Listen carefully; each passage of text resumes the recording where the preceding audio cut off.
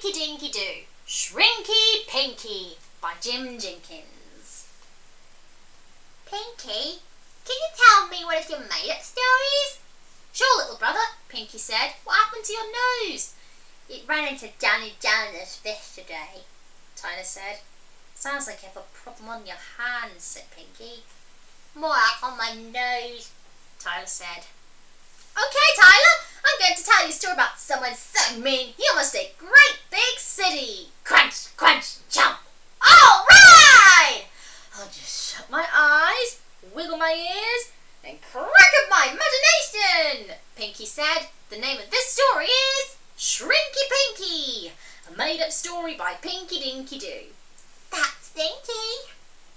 It was a normal day in music class.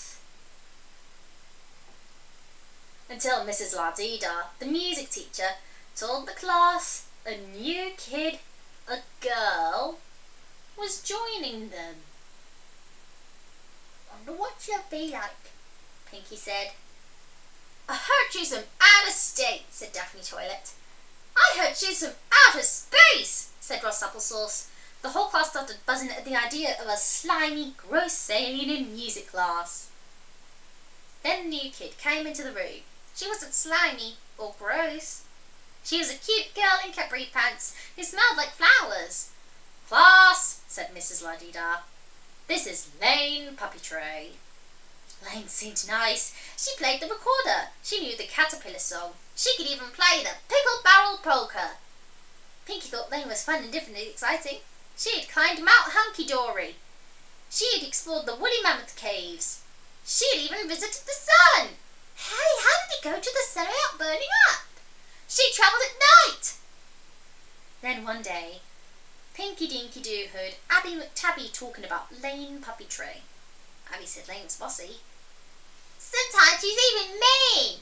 In the cafeteria, Pinky saw it for herself. Lane jumped in line right in front of her. Mrs. Tartar Sauce, the cafeteria lady, thought she saw what had happened. She frowned at Pinky and said, "Go to the back of the line." But Pinky began. "No buts, Miss Doo. You've done enough butting."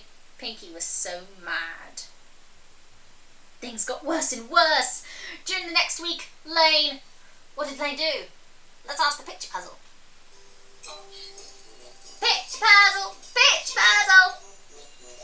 Is it A? Did she make Pinky's favourite pen?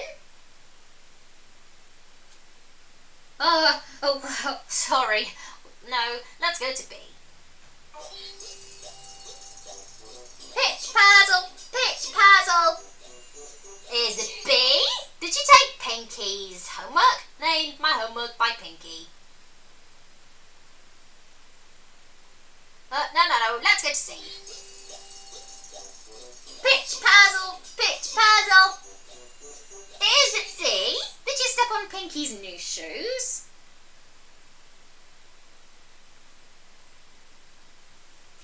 So wait, let's try D. Pitch puzzle! Pitch puzzle! Is it D? All of the above? Unfortunately for Pinky, the answer is D. All of the above. You got the picture? Ooh, harsh. Lane is what's a word for someone as mean as a warthog with poison ivy? Johnny Jonah? A bully, that's the word, said Pinky. Pinky had to make Lane stop picking on her.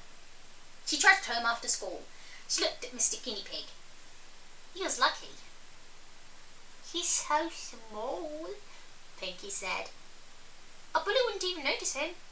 Then Pinky had an idea. Maybe I can trick myself down to the size of Mr. Guinea Pig. If Lane can't see me, she can't pick on me. But how can Pinky make herself shrink? She put a heavy book on her head. But that smashed down her hair. She tried the old put your shoes on your knees trick. Your knees go in a big pair of Dutch shoes, hide legs on the chair. Kids, try this at home! But it was hard to get around that way. Slide at school playground. Then, Pinky remembered one time when Daddy Doo did the laundry. He washed her dress in hot water and dried it too long. It shrank to a tiny size. So, Pinky hopped in the shower, clothes and all. Then she stood under the heater. Pinky felt herself getting smaller. She shrank and shrank and shrank. It worked! said in a tiny voice. Now she had to find out if being so tiny would keep Lane from bugging her. But how could she get to Lane's house? Then Pinky had the best idea. She climbed inside Mr. Guinea Pig's exercise ball and rolled over there. Lane was hanging around, reading a magazine. Here's a finger to find the way. Pinky got out the ball. Yeah, Lane! I'm down here! She shouted. Yeah! But Lane never saw her. Being little is great! Pinky said. She wanted to tell someone about it. Pinky rolled home and went to find Mr. Guinea Pig. Pinky got into Mr. Guinea Pig's cage. She looked inside his box. Wowee! Mr. Guinea Pig had a nice pad. Fire was burning in the fireplace. There was music playing that made Pinky feel like dancing. Mr. Guinea Pig came out of the kitchen. He was wearing a fancy robe and slippers and was sipping some lemonade. Ching! Mr. G poured Pinky some lemonade. Then Pinky told him about her problem with Lane. I need to think big, said Mr. G. I didn't know you could talk, Pinky said. I talk all the time, he said. You just can't hear me. Mr. Guinea Pig began to think. Normally, Mr. G had an everyday guinea pig-sized brain, but not when he decided to think big. He thought and thought and thought, and his little guinea pig brain got bigger and bigger until his head filled up the whole room. And then it happened. Wow! There's a lot going on in here. Ding! Wow, that's a big idea for a little guinea pig. Mr. Guinea Pig had a big idea. I know what you can do, Mr. Guinea Pig said. You can. Picture puzzle, picture puzzle. Is it A? She had to peel grapes for him and rub his toes?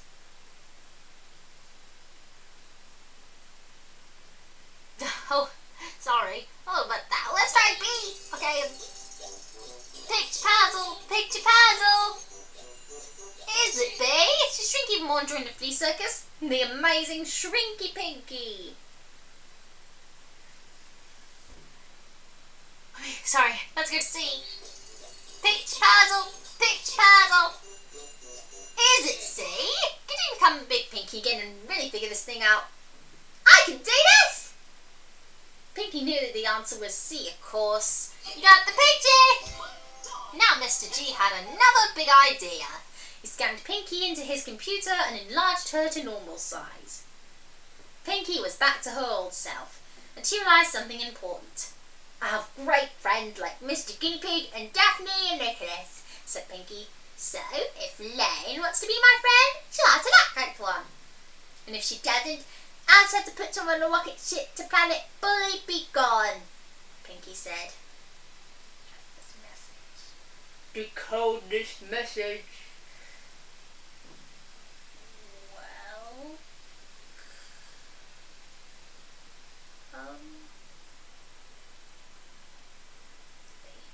So what happened?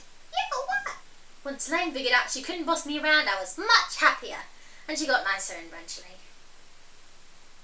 And that's exactly what happened. Pretty much, Pinky said to Tyler. Poof! The end. Hey, said Tyler, what happened to the mean person who almost ate Great Big City? Oh yeah, Pinky said. Then there was some other guy who almost ate Great Big City. The end. You cheated! Pinky said. He hit Pinky with a pillow. Pinky was shocked. Tyler, are you being a bully? Pinky asked. Tyler stopped. I'm just being little brother, he said. In that case, said Pinky, put on